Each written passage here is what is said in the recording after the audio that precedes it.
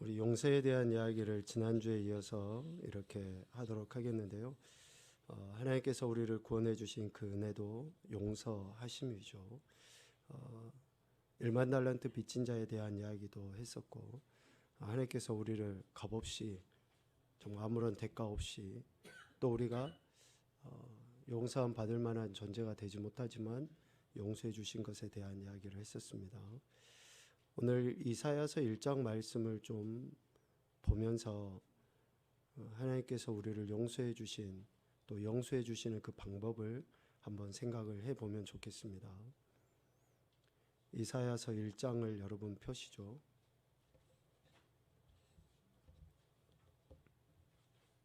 이사야서 1장 18절 말씀입니다.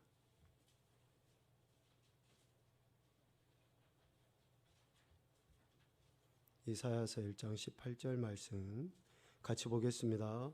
여호와께서 말씀하시되 오라 우리가 서로 변론하자. 너희의 죄가 주홍 같을지라도 눈과 같이 희어질 것이요 진홍같이 붉을지라도 양털같이 희게 되리라. 아멘. 이 말씀은 다 암송도 하고 또 생각도 하고 있는 말씀이죠. 이 말씀에 대한 전제가 있습니다. 첫째는 모든 사람은 주홍 같고 진홍 같은 죄를 범한 존재이다 라는 것이 전제가 되어 있어요. 모든 사람은 주홍 같은 죄, 진홍 같은 죄를 가진 존재이다. 두 번째 전제는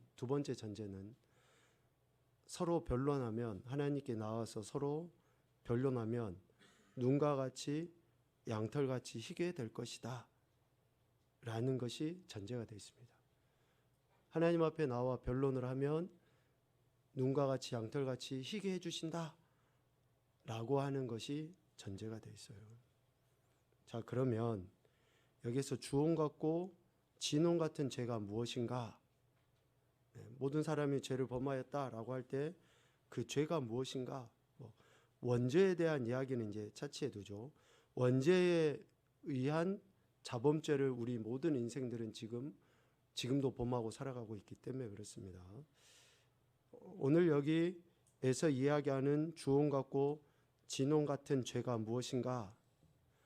오늘 이사야서 1장 4절 말씀에 보면 하나님께서 이사야 선지자를 통해 가슴 아파하시면서 하시는 그 내용이 지금 이사야 선지자 시대의 이스라엘, 어쩌면 오늘 이 시대에 우리 인생들의 죄에 대한 이야기를 하고 있습니다. 1장 4절 말씀 보죠. 슬프다 범죄한 나라요 허물진 백성이요 행악의 종자요 행위가 부패한 자식이로다. 그들이 여호와를 버리며 이스라엘의 거룩하신 이를 만홀히 여겨 멀리하고 물러갔도다. 아멘. 그러니까 하나님께서 이사야 선지자를 통해 이스라엘 백성들에게 너희의 죄가 이거야 라고 하실 때에, 야 너희들 왜 나를 안 믿냐? 야 너희 왜 믿음이 없냐? 너희가 믿지 않으니까 죄인이다 라고 말씀하지 않으셔요. 오늘 4절에 나온 단어들은 전부 다 동사입니다. 동사. 봐보십시오 여러분. 범죄하다, 범죄한 나라다, 허물진 백성, 행악, 행위, 이런 단어들을 계속 쓰죠. 그리고 하나님을 버리다, 거룩하신 이를 만홀히 여겨서 멀리하고 물러갔다. 지금 이스라엘 백성들이 하나님 앞에 주홍 같고 진홍 같이 여겨지는 그런 죄가 뭐예요? 이런 행동의 문제라는 거예요. 행동의 문제. 아니 유대인들처럼 하나님을, 이스라엘처럼 하나님을 믿는다고 하는 백성이 없잖아요. 다 믿잖아요. 그들은 하나님을 안다고 하고 믿는다고 하잖아요. 그런데 그들이 믿는다고 말은 해요. 안다고 말은 해요. 그런데 행동이 뒷받침이 안 돼요. 행동이 뒷받침이 되지 않는, 즉 말하는 것과 행동하는 것과 믿는 것과 행하는 것이 전혀 상반된 그 모습 자체를 지금 하나님께서는 죄라고 이야기하죠. 야고보 사도를 통해서도 이야기하지 않습니까? 행함이 없는 믿음은 죽은 거다. 근데 죽은 거다라고 하는 그 말의 의미는 뭐예요? 죽음은 뭐의 결과입니까? 죄의 결과예요. 죄의 결과. 그러니까 믿는데 행함이 없어. 그것은 죄예요. 죄. 내가 믿는다고는 하는데 행함이 없어. 이스라엘 백성들이 하나님을 믿는데 행함이 없잖아요. 그래서 하나님은 이것을 주홍 같고 진홍 같은 죄다라고 이야기해요. 이 죄에서 벗어나기 위해 이스라엘 백성들, 유다가 보인 행동들이 있어요.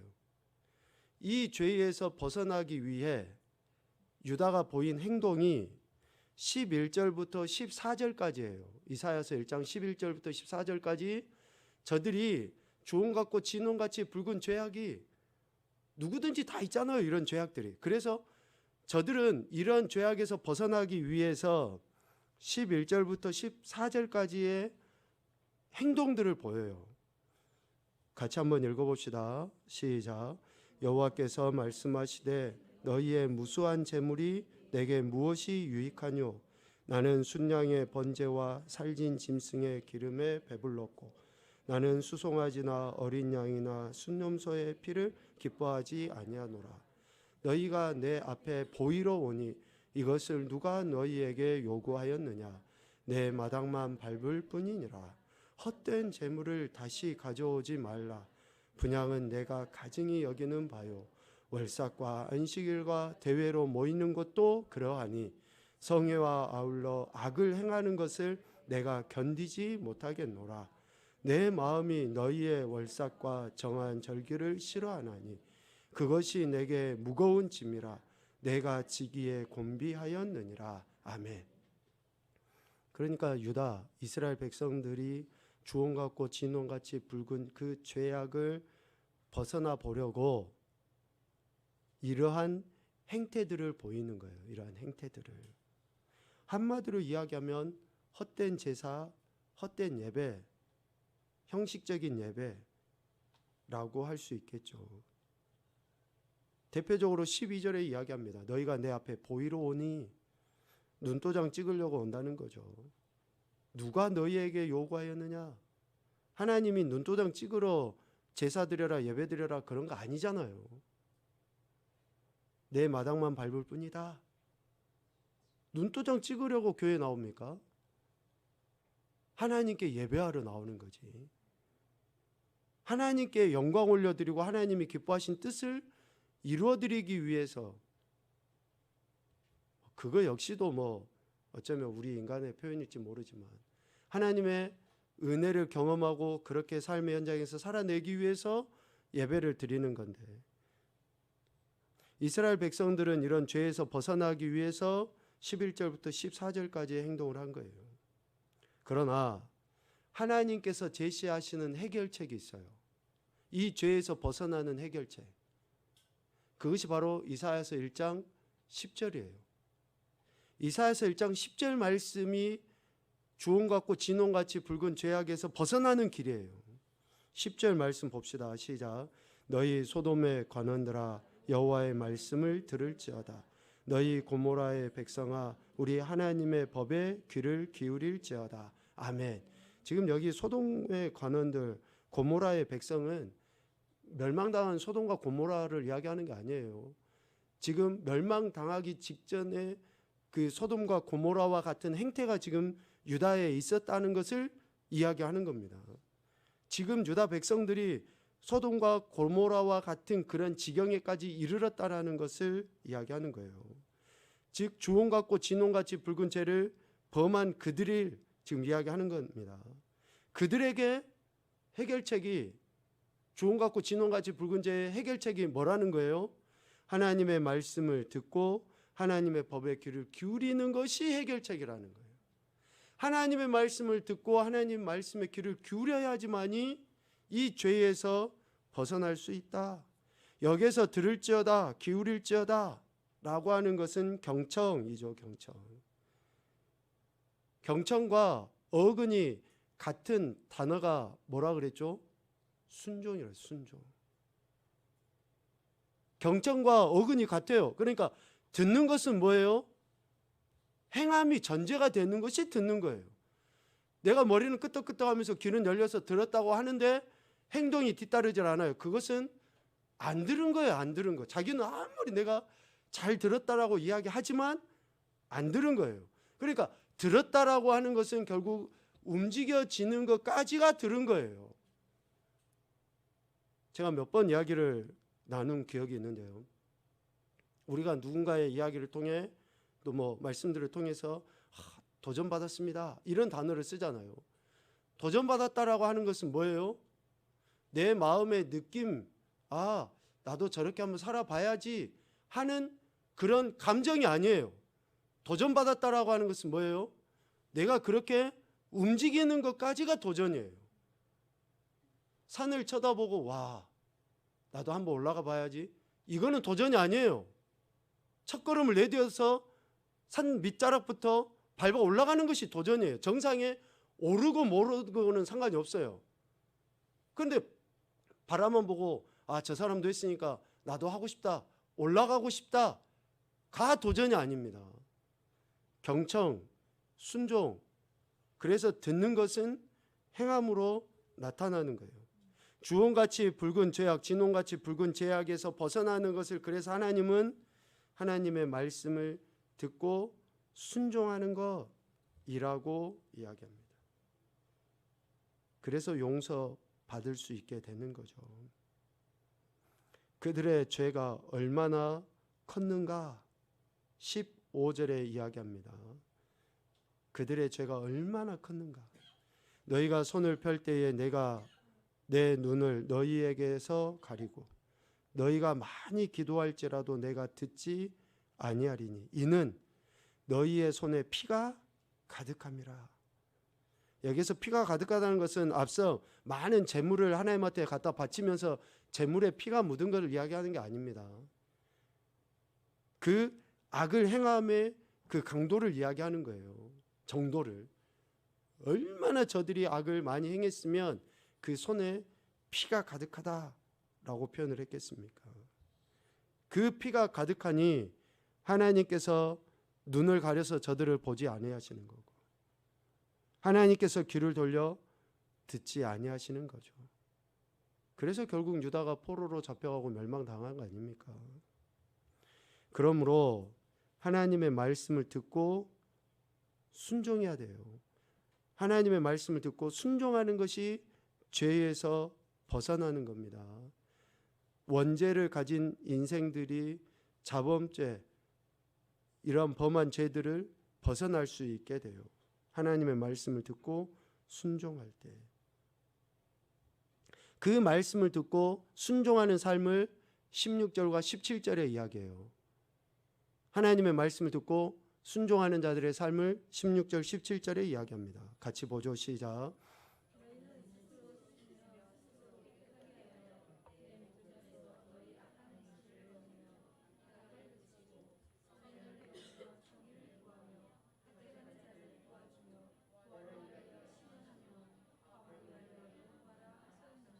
아멘. 여기에서 분명하게 말씀합니다. 하나님의 말씀을 듣고 순종하는 자는 이러한 삶을 살아가게 된다, 또 살아야 한다라는 것을 이야기하죠. 악한 행실을 버리고 행악을 그치고 선행을 배우고 정의를 구하고 학대받는 자를 도와주고 고아를 위하여 신원하고 갑을 위하여서 변호하는 이런 삶을 바로 예수님께서 이 땅에 오셔서 하셨던 삶 아닙니까? 또 구약 율법이 핵심적으로 가르쳤던 하나님 사랑과 이웃 사랑의 그런 모습 아니냐고요. 하나님의 말씀을 듣고 이러한 일을 행하는 자. 그래서 18절 말씀을 하는 거예요. 18절. 오라 우리가 서로 변론하자. 여기서 변론하다라는 말은 단순히 대화하자는 이야기가 아니에요. 따져보자 그런 이야기가 아닙니다. 16절과 17절의 삶을, 즉 10절 하나님의 말씀을 듣고 또 이렇게 귀 기울여서 순종하는 사람들이 16, 17절의 삶을 살잖아요. 그러면 그 삶을 가지고 하나님 앞에 나가는 거예요. 그 삶을 가지고. 그 삶을 가지고 하나님께 나가면 하나님께서 그들의 삶을 보시고 그들의 죄에 대해, 그들의 문제에 대해, 갈등에 대해 해결해 주시는 거예요. 용서해 주시는 거예요. 눈과 같이, 양털과 같이 그렇게 희게 해 주시는 거예요. 여러분, 이것을 18절의 말씀을 우리 원죄에 대한 이해로 하시면 안 됩니다. 원죄에 대한 문제의 해결은 오직 예수 그리스도를 믿는 것밖에 없어요. 우리가 이런 삶을 안 살아도, 못 살아도 예수 그리스도를 믿으면 우리 원죄의 문제는 해결이 됩니다. 의로워지는 거예요. 지금 이 이야기는 원죄의 문제가 아니라 우리가 이 땅에서 살아가면서 하나님의 말씀을 거역하고 예수님을 믿지만 불순종한 우리 인생들이 범한 그런 죄들, 사절과 같은 그런 죄들에 대해서 하나님의 말씀이 우리를 그 죄에서 끊어지게 하고 정결하게 된 그러한 삶을 살아갈 때 그런 은혜를 누리게 된다는 것을 지금 이야기를 하는 것입니다. 그래서 하나님의 말씀을 듣고 순종하여 우리는 이런 삶을 실제로 살아야 하는 것이죠. 그렇게 할 때 하나님 앞에 나아가 우리의 삶을 하나님께 아뢰고 또 하나님이 보심으로 인해 눈과 같이 양털같이 희게 되고 용서함을 받게 되는 것입니다. 원죄와 자범죄에 대한 구분을 여러분 먼저 하셔야 되고요. 그 해결 방법도 구분해서 이렇게 기억을 하셔야지 될 것 같습니다. 오늘 페이퍼를 봐보십시오. 그래서 이런 용서, 하나님께서 우리의 원죄에 대한 용서를 지난 시간에 이제 말하면 오늘 관계에 있어서의 그 용서에 대한 이야기를 좀 할 수 있을 것 같습니다. 하나님께서 우리를 완전히 용서해 주신 것에 대해서는 우리가 기회를 붙잡은 거죠. 이제 예수 그리스도를 믿음으로. 그렇다면 이제 우리는 관계 속에 있는 이들에 대해 용서 받을 기회를 저들에게 제공해 줘야 돼요. 용서 받을 수 있는 기회를 그들에게 제공해 줘야 됩니다. 그래서 세 번째, 용서는 죄인을 사랑하는 거예요. 사랑하는 거. 하나님께서 나를 사랑하신 것 같이 그렇게 사랑하는 겁니다. 그래서 용서한다라고 이야기하면 그냥 내가 잊어줄게, 그런 차원의 문제가 아니라는 겁니다. 오늘 읽은 말씀처럼 사랑은 허다한 죄를 덮는다라고 이야기했죠. 그래서 사랑은 그 자체로서 극복하고 모든 분노를 없애버려요. 사랑은. 하지만 이것으로 어떤 사람에게 행해졌던 모든 것이 인정되지는 않습니다. 무슨 말입니까? 사랑으로 그 사람을 감싸 안지만 그 사람은 자신이 범한 죄에 대한 책임이 있다는 것을 이야기해요. 요한복음 13장 34절에 예수님께서 제자와 오늘 우리들에게 말씀하신 내용이죠. 우리 이훈이 한번 읽어볼까? 시작. 새 계명을 너희에게 주노니 서로 사랑하라. 내가 너희를 사랑한 것 같이 너희도 서로 사랑하라. 아멘. 예수님께서 명령하십니다. 사랑하라. 우리는 예수님의 사랑을 배우죠. 예수님께서 우리를 사랑하신, 그래서 용서함 받고 또 용서함 받을 수 있는 기회를 갖게 된 것입니다. 예수님께서는 우리를 먼저 사랑하시고 또한 전적으로 사랑하십니다. 예수님께서는 우리를 먼저 사랑하시고 또한 전적으로 사랑하십니다. 요한일서 4장 19절 은설이 우리가 사랑하면 그가 먼저 우리를 사랑하셨음이라. 아멘. 주님이 우리를 먼저 사랑하여 주심이 우리가 용서받을 기회를 붙잡게 된 것처럼 다른 이에 대한 사랑이 그들에게 용서받을 기회를 제공해 주는 거죠. 네 번째, 용서는 원한을 품지 않는 겁니다. 원한을 품지 않는 것. 실질적으로 우리는 화해하기 위하여 우리가 용서해야 할 사람이 누구인지에 초점 맞춰져 있어요. 화해에. 관계가 좀 불편하니까 그냥 없는 셈 치지. 또 아니면 좀 더 하면 투명인간 취급한다 그러죠. 아이, 뭐 저 사람하고 내가 뭐 관계 맺어봤자. 그러니까 그게 오히려 편하다라고 여기기가 쉬워요. 그런데 예수님께서는 그렇지 않죠. 예수님은 우리의 행태에 대해 따지지를 않습니다. 사랑에는 허물을 덮는다라고 이야기한 것처럼 그 어떤 것도 따지지를 않습니다. 탓하지를 않죠. 오히려 그분은 사랑과 용서를 통해 믿음의 새로운 토대를 세우십니다. 매우 중요합니다. 예수님은 사랑과 용서를 통해 믿음의 새로운 토대를 세우십니다. 왜 예수님께서 우리를 용서해 주시고 우리를 사랑하십니까? 그것은 우리로 새로운 삶으로 나아가도록 하기 위해서 용서하시고 또 우리를 사랑해 주시는 거예요. 새로운 삶으로 나아가도록. 베드로에 대한 이야기 요한복음 21장에 나와 있잖아요. 그가 예수님을 부인하고 저주까지 하지만 그를 사랑하심은 뭡니까?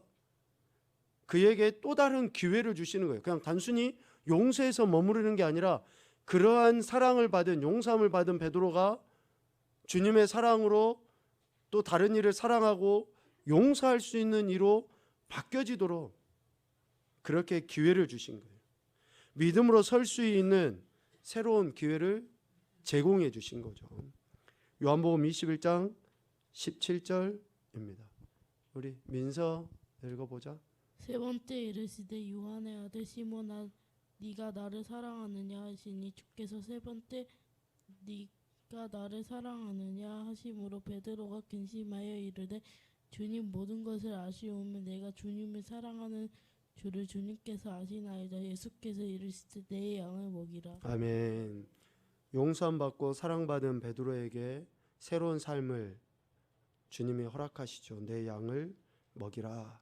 내 양을 먹이라 라고 하는 그런 새로운 삶을 믿음으로 설 수 있는 기회를 제공해 주셔요.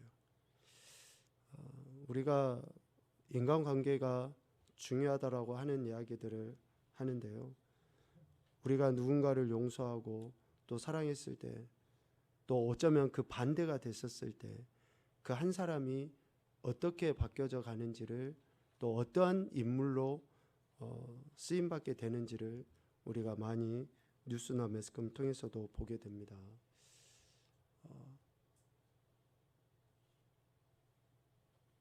경제적으로 참 많이 힘들고 어려운 시대인 것 같습니다. 그래서 편의점에서 빵을 훔쳐먹는 그런 아이도 있는 것 같고, 그런데 그 주인이 그 아이를 용납하고 또 용서하고 사랑으로 품어주는 그러한 이야기. 그러니까 우리는 이제 그런 이야기를 막 미담 그러잖아요. 미담, 좋은 이야기.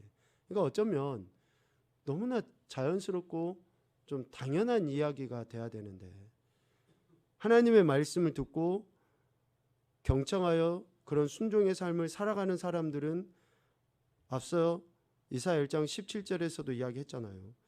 선행을 배우고 정의를 구하고 학대받는 자를 도와주고 고아를 위하여 신원하고 과부를 위하여 변호하는, 이게 너무나 당연한 것이 돼야 되는데 그렇지 못하죠.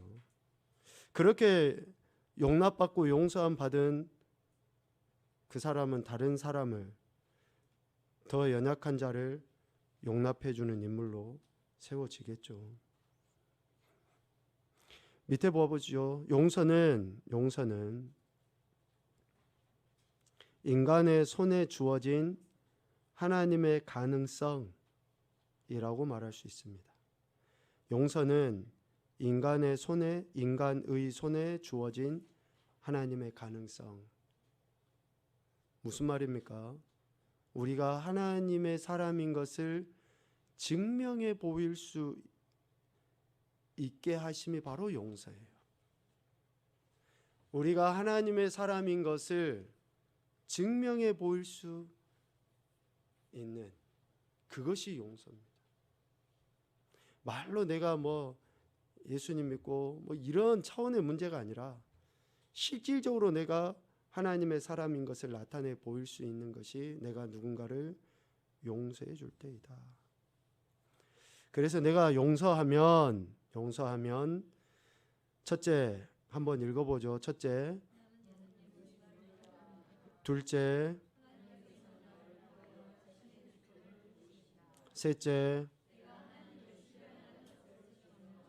넷째, 다섯째, 여섯째,